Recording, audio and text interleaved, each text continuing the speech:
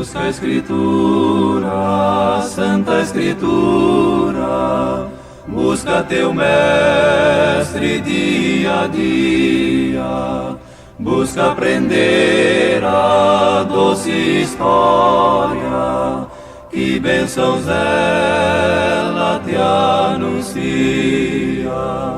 Vai indaga, o Rei ordena, pede ao Senhor a salvação.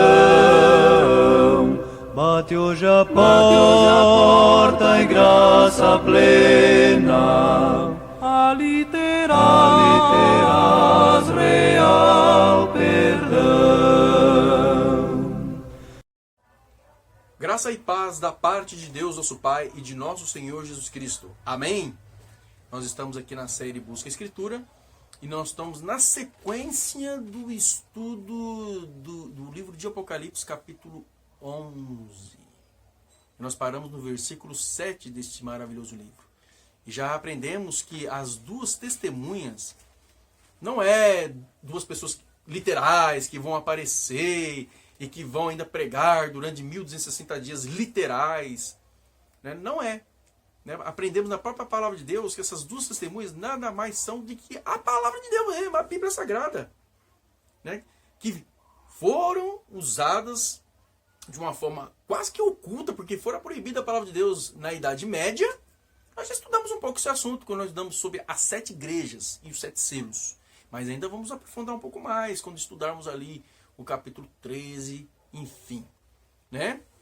E de repente vocês podem ter percebido um corte no último vídeo, que realmente ao final do primeiro vídeo houve uma pequena falha de minha parte. E é para que eu não perdesse todo o vídeo, porque a gente pensa que não, mas gravar vídeo dá trabalho. Né? Nós temos que mostrar uma qualidade, no mínimo. Né? Um mínimo de qualidade para as pessoas que vão assistir esse vídeo. Então houve ali uma falha, houve um descuido e eu tive que cortar o vídeo. Para não perder todo o vídeo que já estava com uns 40 minutos, que eu fiz em outras vezes, eu perdi vídeos inteiros. E tive que recomeçar do zero. Eu tenho certeza que alguns de vocês que estão assistindo aí assistiram, que na verdade isso é uma regravação que eu estou fazendo. Esse estudo está sendo repetido. Eu já fiz esse estudo. Mas eu tive que tirar todo o conteúdo do YouTube porque eu não tinha tentado, que eu tinha trocado a palavra, o nome Zacarias por Ezequiel várias vezes. Se eu tivesse usado Ezequiel uma vez no lugar de Zacarias, lá do capítulo 4, tranquilo. Mas depois eu percebi que eu usei várias vezes o nome Ezequiel. Uma falha grave. É um descuido até, no meu ponto de vista. A gente erra mesmo. Muitas vezes o nome e tal acontece. Até na Bíblia há. Entendeu? Até na Bíblia há. Lá no Evangelho, se não falha a memória, de Mateus, lá é usado o nome de Jeremias, para Jeremias, mas a profecia não estava em Jeremias, estava em Isaías, lá, sobre o nascimento de Jesus Cristo. Você consulte lá, capítulo 1, capítulo 2, capítulo 3, vai lá, procura, você estuda por você mesmo, você vai achar isso que eu estou falando para vocês. O escriba, com certeza, falhou em algum ponto. E há algumas falhas mesmo escriturísticas. Por quê? Porque somos seres humanos falhos. E peço perdão pelo erro, porque eu tinha publicado o vídeo e alguns assistiram, e houve esse erro aí da nomenclatura, que era para ser Zacarias, eu falei Ezequiel. E por causa disso eu tirei o vídeo do ar, completo. Né? Mas enfim, isso acontece. E no último vídeo houve uma pequena falha, não foi de nomenclatura, não foi de nada não. Né? Foi de lapso de esquecimento mesmo. Então eu fiquei parado um bom tempo, eu estou passando um relatório para vocês. Procurando aqui a referência que eu tinha, não achava referência, eu falei, bom, aí para não perder o vídeo todo, que já estava muito bom, pela graça de Cristo Jesus, toda a honra, toda a glória seja da ele, eu falei, não, vou ter que cortar ali e depois dar continuidade, tá ok? Mas continuemos o estudo. Meus queridos, paramos, meu nome é Flávio Vertello, professor autodidata de Bíblia, e estamos estudando o livro do Apocalipse, capítulo por capítulo, versículo por versículo. Seja bem-vindo aqui nesse estudo. Que Deus abençoe você e sua família. E paramos no versículo 7, que é uma referência à besta que subiu do abismo e que, na verdade, fez uma guerra aberta. Enquanto o papado, o sistema papal, né, durante 1260 anos, ela perseguiu os sinceros que iam pela Bíblia em nome de Deus, essa besta, ou esse poder, ou esse reino, ao contrário disto, ela fez uma guerra aberta contra. Foi o único poder no mundo ocidental que fez uma guerra aberta à palavra de Deus e a todos aqueles que o seguiam. Fez uma guerra aberta a Deus, o Pai, a Jesus Cristo, ao Espírito Santo, enfim. Né? Por isso que diz, sobe do abismo. Não tinha fundamento. Veio das trevas mesmo, esse entendimento. Foi a primeira nação ateística do mundo. E a sua influência, até hoje, nós sentimos. Que veio com a França, lá da Revolução Francesa de 1889 até 1800. Deixa eu só pegar aqui, para não errar nas referências históricas. Já errei. Na verdade, a Revolução Francesa foi de 1789, viu? É 1789, e foi até o ano de 1799. A Revolução Francesa aí. Tá? 10 anos aí de Revolução Francesa. Onde muitas coisas mudaram para o mundo de forma geral. A influência da Revolução Francesa, ela influenciou toda uma sociedade ocidental até os dias de hoje e continua influenciando até essa questão ideológica que nós vivenciamos na atualidade, entre esquerda, direita, entre conservadorismo, entre comunismo. Todas essas, principalmente as ideologias marxistas, as ideologias, vamos assim dizer, de esquerda, normalmente ela tem a sua influência muito arraigada na Revolução Francesa, né? Porque ela vem baseada em Marx, e Marx também ele foi muito influenciado pela literatura lá, né? Da Revolução Francesa, dos autores franceses, do iluminismo, toda aquela situação que ocorreu ali no século XIX, século XVIII, século XIX, né? Final do século XVIII, início do século XIX. Tá bom? Então vamos mais. Vamos entender por que a França faz parte da profecia. Então quando você olha para a França hoje, ela tem relevância. Lembra que nós estudamos sobre a questão das trombetas, as outras trombetas que mostrou ali a expansão islâmica, a ascensão do islamismo e a sua expansão e a sua relevância na história mundial. Tá? Hoje nós temos influência até hoje disto. Da mesma forma, a França, ou seja, algumas nações da Bíblia, Deus, lá atrás, com João, já dizia o que iria ocorrer na sociedade geopolítica, no mundo aí geopolítico. E nós temos aí a influência disto, que já lá atrás já estava revelado na revelação. Amém? Maravilhoso, né? Nada é por acaso na sociedade do mundo. Vamos mais. No versículo... Aí voltemos ao versículo 7 que diz: e quando acabarem o seu testemunho, dos 1060 anos, das duas testemunhas, a besta que sobe do abismo, já sabemos que é a França, lhes fará guerra, e as vencerá, e as matará. Versículo 8. E jazerá o seu corpo.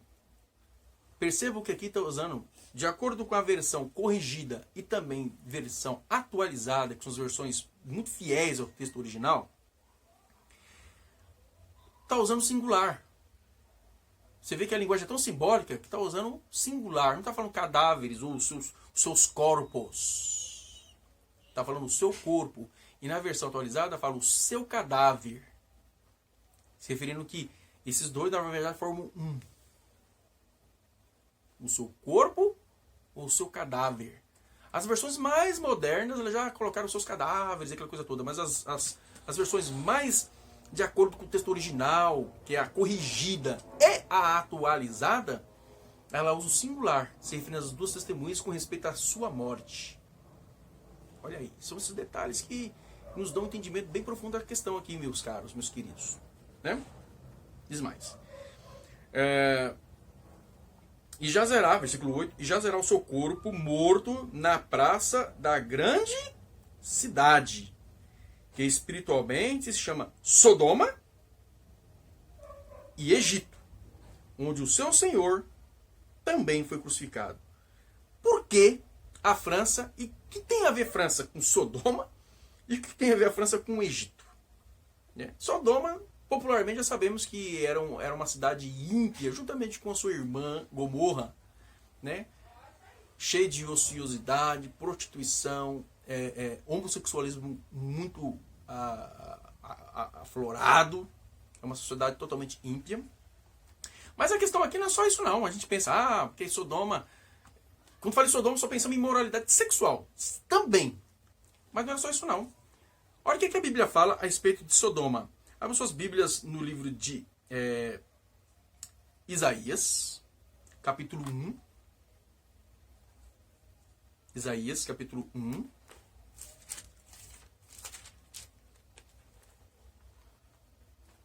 Versículo 9 e 10. Olha que coisa interessante aqui, olha, versículo 9 e 10. Se o Senhor dos Exércitos não nos deixar algum remanescente, já como Sodoma, seríamos, e semelhantes a Gomorra. Se a sociedade ainda sobrevive, meu querido, é porque Deus tem um remanescente ainda que mantém a moralidade, as coisas aqui. Se não tivéssemos a palavra, você sabia que a coisa ia ficar estreito. Versículo 10. Ouvi a palavra do Senhor, vós, príncipes de Sodoma. Prestai ouvidos à lei do nosso Deus, vós, povo de Gomorra. Só que quando Isaías escreveu isso aqui, já não existia nem Sodoma e nem existia Gomorra. Né? Isaías é aproximadamente anos 700 antes de Cristo. É isso aí, 700 anos de Cristo, período aí antes de Cristo. Sodoma e Gomorra é lá atrás. Nem havia o povo de Israel ainda como nação. Obviamente que está se referindo ao próprio povo de Deus, do seu período, que já estava tão degradado no pecado que Deus já estava chamando aquele seu próprio povo de Sodoma e Gomorra. Só professavam servir a Deus, mas na verdade eles viviam na imoralidade em todas as áreas. Só que quando nós falamos de Sodoma e Gomorra, somos condicionados a pensar já automático. Sexualidade, só sexualidade. Mas não era só isso não. Abram suas Bíblias do livro de Ezequiel, capítulo 16. Profeta Ezequiel 16, versículo 19. Aliás, 49. Eu não estou chegando nada, já está escuro aqui. Eu já estou vendo 19, onde é 49. Você vê. Versículo 49. Vamos ver qual era o pecado de Sodoma? Que novamente, fazendo uma referência ao próprio povo de Deus. O próprio povo de Deus, entregue completamente à maldade. Olha o que diz.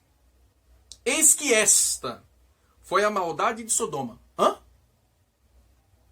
Homossexualismo. Vamos lá. Tua irmã, soberba, fartura de pão e abundância de ociosidade. Teve ela e suas filhas, mas nunca esforçou a mão do pobre e do necessitado. Eu vou pegar os 50 também. E se ensoberbeceram e fizeram uma abominação diante de mim, pelo que as tirei dali, vendo eu isso.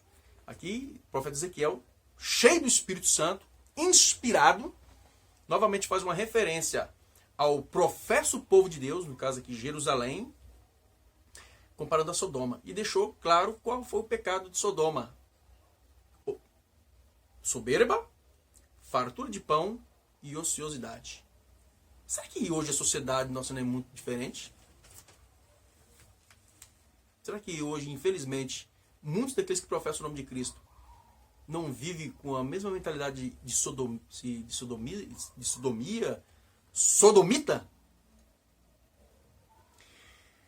Então, é a licenciosidade, a imoralidade. E a França, no período da sua Revolução Francesa, no período da sua Revolução ali, 1789 até 1799, viveu uma licenciosidade tremenda, uma imoralidade tremenda, né? Negando a moralidade, negando os princípios morais contidos na palavra de Deus, não queriam saber estavam desenfreados no seu comportamento. Licenciosidade, autor de pão. E Egito. Por que foi comparado ao Egito? A França, onde o seu Senhor também foi crucificado. Sabemos que Jesus Cristo não foi crucificado no Egito, literalmente falando. Mas sabemos que Jesus morreu pelos pecados do mundo inteiro. Quando falo mundo inteiro, também Egito, também Sodoma, os antediluvianos, também para o Brasil, também na França, também nos Estados Unidos. Então Jesus Cristo foi crucificado, morreu por todas as nações. Então é uma referência. Mas por que Egito? Abram suas Bíblias em Êxodo capítulo 5. Êxodo capítulo 5.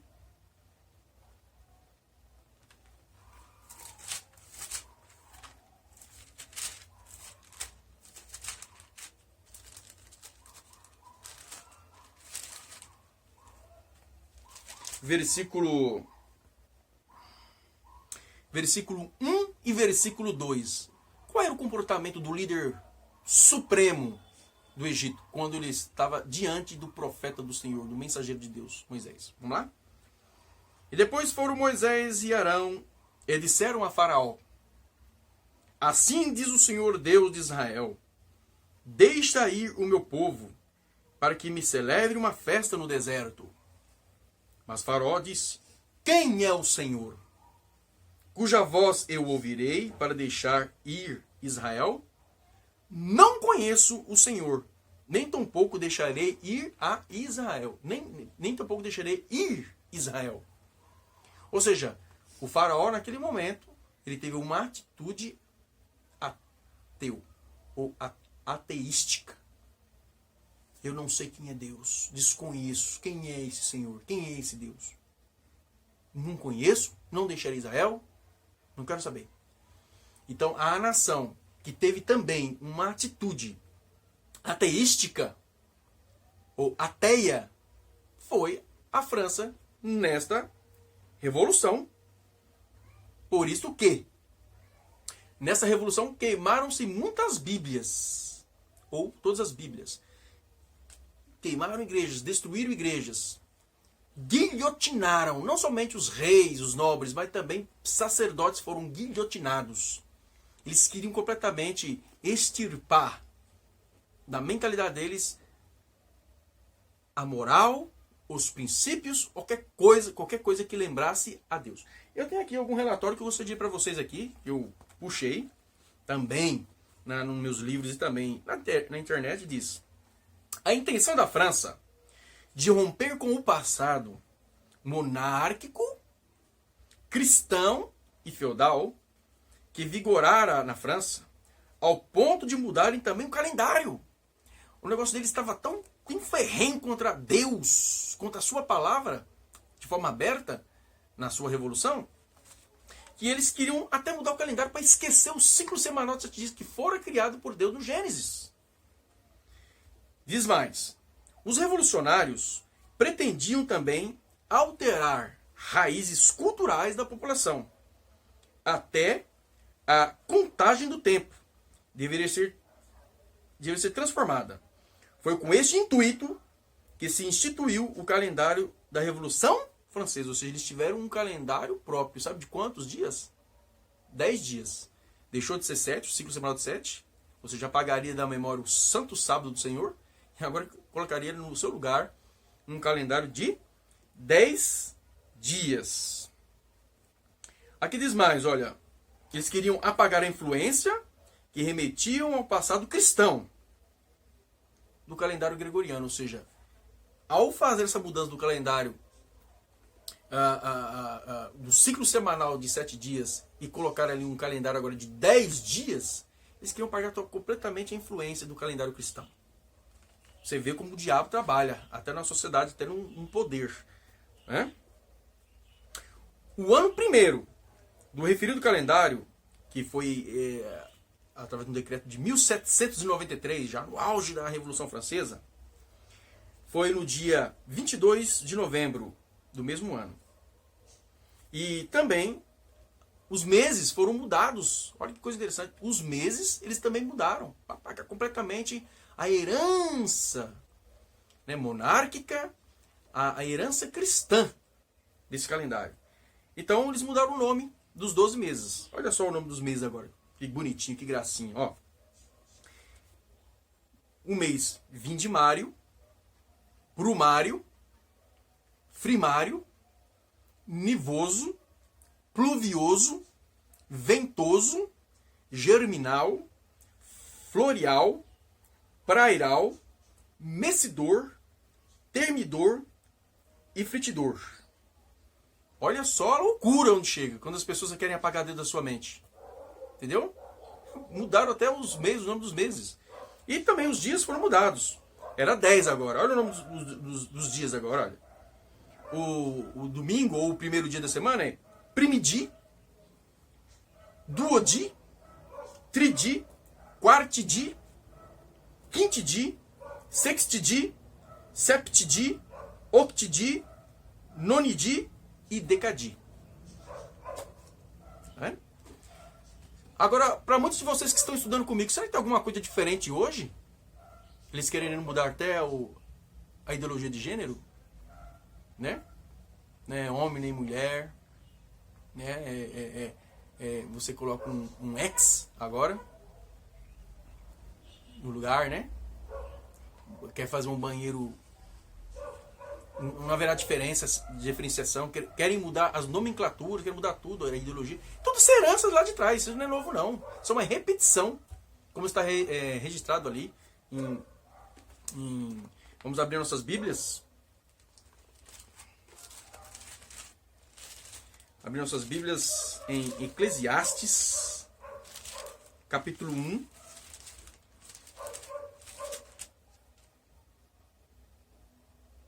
Versículo 9, que diz assim, Eclesiastes 1:9, que diz: o que foi, isso é o que há de ser, e o que se fez, isso se tornará a fazer, de modo que nada há novo debaixo do sol, meu querido. Está escrito tudo. Deus já falou que ia ser assim. Então é repetição.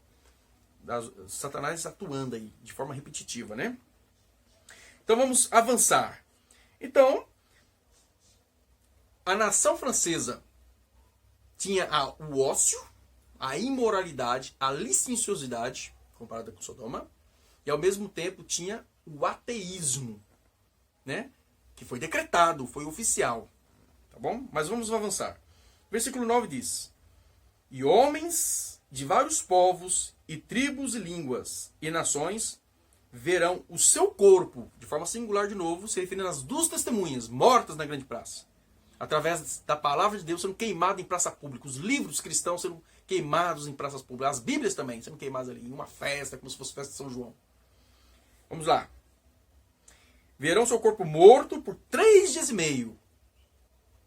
Olhando aí a tabelinha de conversão, foi 3 anos e meio de grande de festa. O ateísmo oficializado na França. De forma completa. Vamos mais. E não permitirão que o seu corpo singular, ou o seu cadáver na atualizada, seja posto em sepulcros. Ou seja, quando uma pessoa não é sepultada, quer deixar ele ali,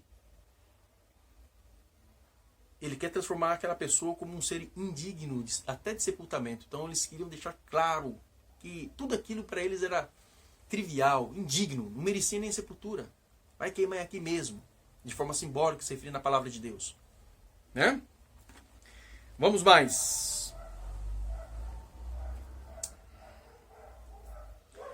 Podemos ver isso lá no Salmos 79. Salmo 79, versículo 2 e 3.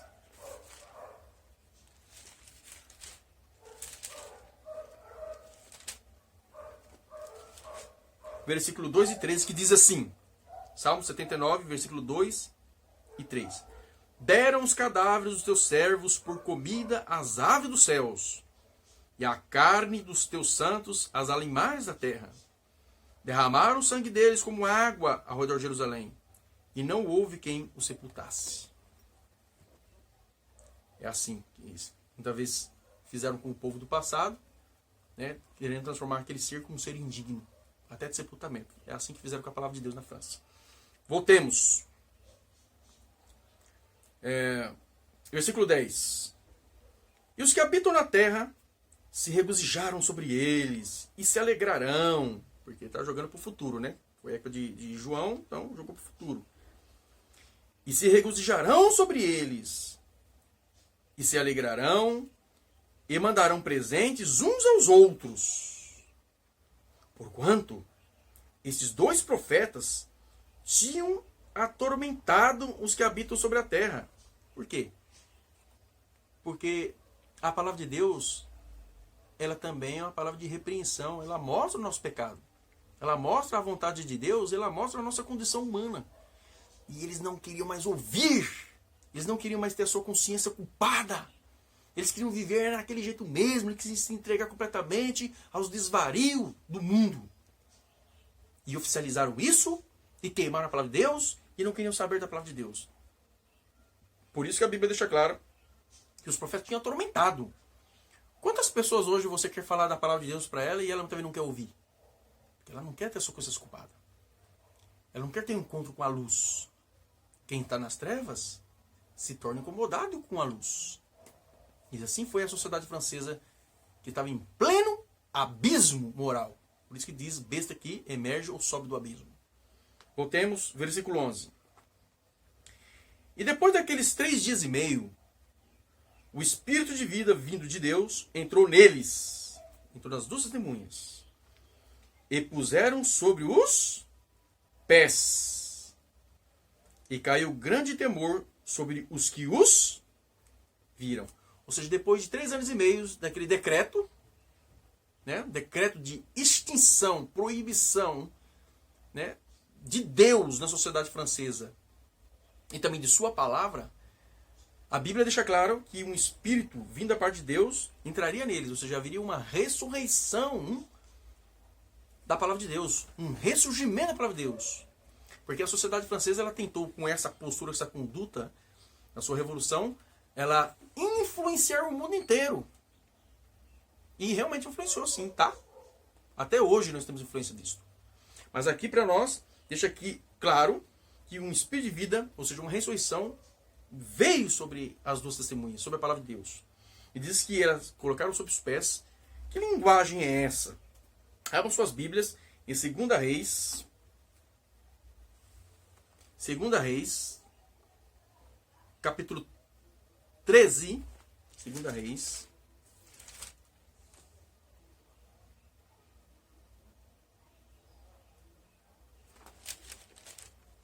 Segunda Reis 13, versículo 21, que diz assim. Pega do versículo 20. Depois morreu Eliseu, e o sepultaram. Ora, as tropas dos moabitas invadiam a terra à entrada do ano. E sucedeu que, enterrando eles um homem, eis que viram um bando e lançaram o homem na sepultura de Eliseu. E caindo nela o homem, e tocando os ossos de Eliseu, reviveu e se levantou sobre os seus pés. Está vendo a linguagem? Uma ressurreição. Vida. Uma vida que só Deus dá. Que o diabo não pode dar nada. Ezequiel capítulo 37. Uma passagem também conhecida de muitos de vocês. Ezequiel 37.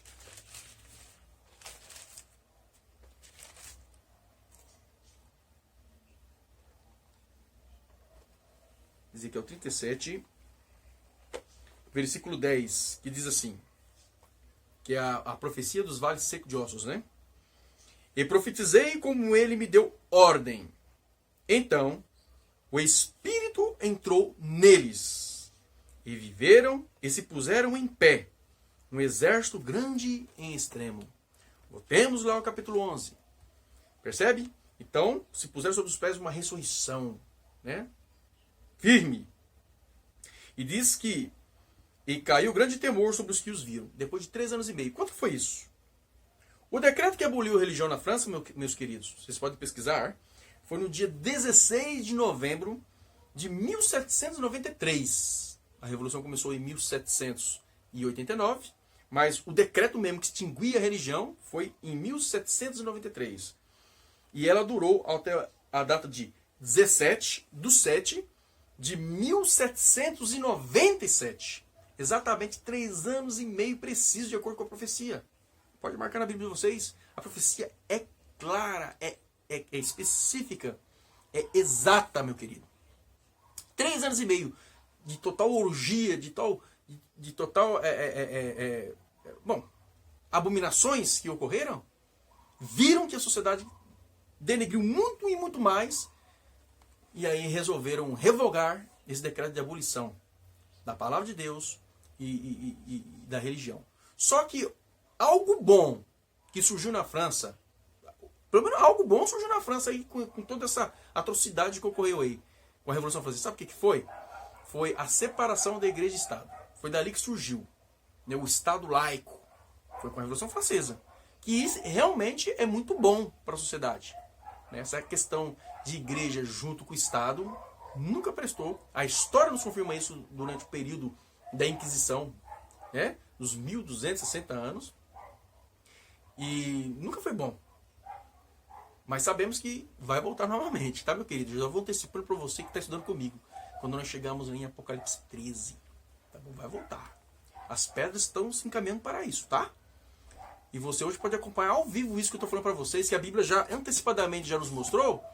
Ela está revelando tudo diante das câmeras dos aparelhos celulares, dos computadores, enfim, e pelos telejornais. A mídia não, a mídia está bem controladinha, não dá muito para ver muito pela mídia não, a mídia tradicional. Mas pela internet, graças ao bom Deus, Deus abriu essa porta para aqueles que querem conhecer a verdade. Né? É só querer. Então, a palavra de Deus ressurgiu novamente. Através de quê? Através das sociedades bíblicas que surgiram também nesse período. Enquanto a França queria influenciar toda a Europa, né, toda a Europa com o ateísmo moderno, levando ao extremo a separação igreja e Estado, ao mesmo tempo, nesse período, Deus, já no final dessa questão, as sociedades bíblicas na Inglaterra, na Escócia, na Irlanda, na América do Norte, começaram a tomar mais força, começaram a surgir as sociedades bíblicas, que começaram a publicar mais e mais a palavra de Deus, distribuir mais e mais a palavra de Deus. E se nós temos a palavra de Deus hoje conosco, hoje em nossas mãos, uma Bíblia que é barata, hoje qualquer um pode ter Bíblia, tem pessoas que dão Bíblia de graça um para o outro, hoje na internet você também baixa aplicativo de Bíblia, é porque Deus deu fôlego de vida para que elas. Satanás tentou, né? Tentou através de matar os cristãos, mas quanto mais sangue derramava ao solo, parecia que aquele sangue de cristãos era semente. Mais cristãos apareciam, surgiam, se convertiam, e foi assim preservando a palavra de Deus durante séculos. E aí, agora através da França, tentou destruir completamente a palavra de Deus, em forma de decreto. Mas não conseguiu êxito, porque a profecia já estava claro, já na época de João, que não haveria êxito. E 3 anos e meio exatos, ressurgiu a palavra de Deus com mais força, e hoje nós temos a Bíblia. Mas, infelizmente, a França, com a besteira que ela fez lá no passado, né, instigada por Satanás, através dos legisladores, ela influenciou, deixou também aí uma mácula, deixou uma cicatriz. Hoje, as faculdades, universidades, elas pregam o ateísmo disfarçado na forma de ciência, teoria da evolução, né, o marxismo, e assim vai. E o iluminismo. Então hoje percebemos que ficou o próprio comunismo, através de Marx, tomou força com a Revolução Comunista lá na União Soviética, na antiga Rússia, que depois se tornou União Soviética, e ela vem entremeando nossas escolas, nossa sociedade, até mesmo nas igrejas, meu querido. Né? Tem pessoas que não acreditam mais na criação em 6 dias literais, tem pessoas que falam que o livro de Gênesis é uma fábula, é uma lenda, principalmente a história da criação, que o ser humano ele veio num processo evolutivo de bilhões e bilhões, ou milhões e milhões de anos. Ou seja, tudo isso também é um reflexo do que ocorreu na Revolução Francesa. Ok? Mas vamos mais. Versículo 12. Ouviram uma grande voz do céu, que lhes dizia: subi para cá. E subiram ao céu em uma nuvem, vitoriosos, da mesma forma que Cristo subiu uma nuvem. E os seus inimigos os viram, aterrados, perdedores, a vitória da palavra de Deus, as duas testemunhas, Velho e Novo Testamento.